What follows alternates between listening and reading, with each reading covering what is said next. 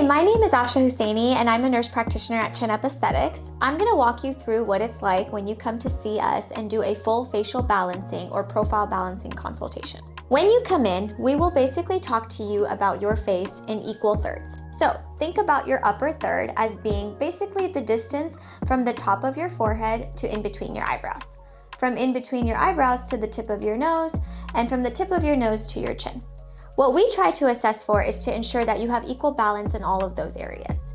When we focus on the upper third of the areas, we're really just looking at wrinkles with movement. So what that means is if you're making frown lines, if you see horizontal lines across your forehead when you raise your eyebrows, or if you see lines around your eyes when you squint or smile really dramatically. The big thing that this accomplishes is it keeps lines from forming when we're just resting. This is really important to make sure that we can maintain a nice high brow position for you, but keeping it nice and natural, but also ensuring that we soften any hooding that a patient may have. Now, when it comes to the middle third of the face and the lower third of the face, generally speaking, we're going to be having more of a dermal filler conversation. So when we look at the mid-face, for example, oftentimes patients may have concerns with their under eyes or even their nasolabial folds.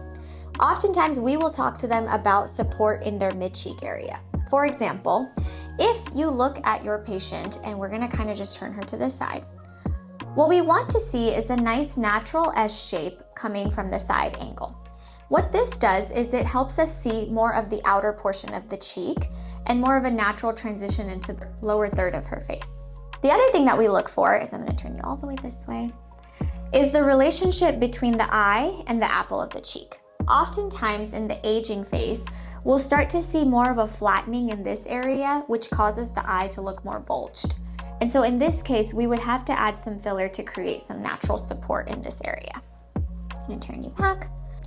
Now, when we are treating the mid-face, we actually keep it very simple so that way our patients don't have a ton of downtime. A lot of the work is done through the technique of the injector.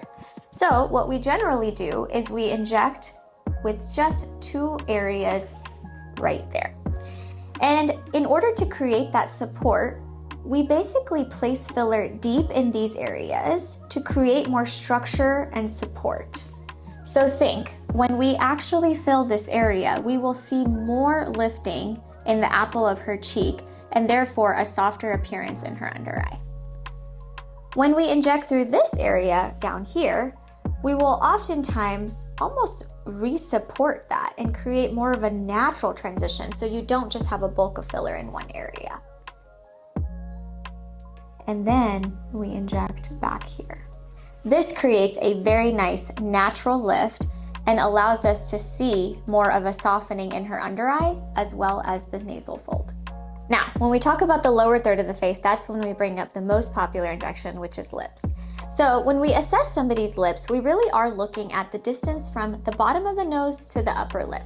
Generally, as we age, we start to notice more of a downward slope. And so often we will inject lips not strictly for volume, but more for lifting. So that way we can decrease the distance from the tip of the nose to the upper lip. That creates a more natural transition into the lower third of the face. Along with that, we will do similar injection technique to really help evert the lower lip. This creates much more balance when it comes to the nose and the chin. And then when it comes to the chin, generally speaking, we are looking at the relationship of the nose to the chin. Oftentimes, as we age, our chin and our neck start to become one structure. So it's our job to create some sort of structure and support to create more distinction in those areas. You may think you have a double chin, you may even think that you have more skin laxity under this area, but oftentimes it's just because your chin has lost that support. We use a measurement called the Ricketts line. Basically, we'll place a tool that allows us to assess if your chin needs a little bit of forward projection or not. And this will give us a good idea of what kind of support we need to start with. So when we treat the lower third of the face, specifically the chin area, for this patient here, we will create just a little bit of projection just to make sure that her nose and her chin are a little bit more in balance. These injection points will allow you to see a huge impact from your side profile.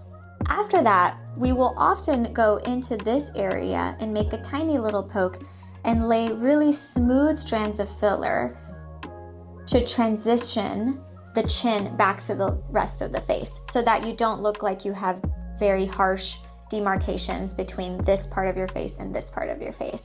But we use filler that has a lot of nice smoothing effect that can create more of a transition between these two areas. Now, oftentimes after we do a full assessment, patients always want to know how long will all of these treatments last. If you balance your full face, you will see great duration, oftentimes anywhere from 18 to 24 months. All of that just entails putting filler in the right places. Also, you want to make sure you are seeing our estheticians to do microneedling, chemical peels, skin treatments that are really going to work on the outside. When we do injections, we're working mainly on the inside. So it is super essential that you are following up with somebody at least once a month, so that way we can ensure that your skin is nice and healthy and in the best state to ensure that the filler thrives for as long as it can. If you are interested in a free consultation just like this for your face, be sure to click the link in the description below. Also, stay tuned for when we do the actual treatment on this beautiful patient.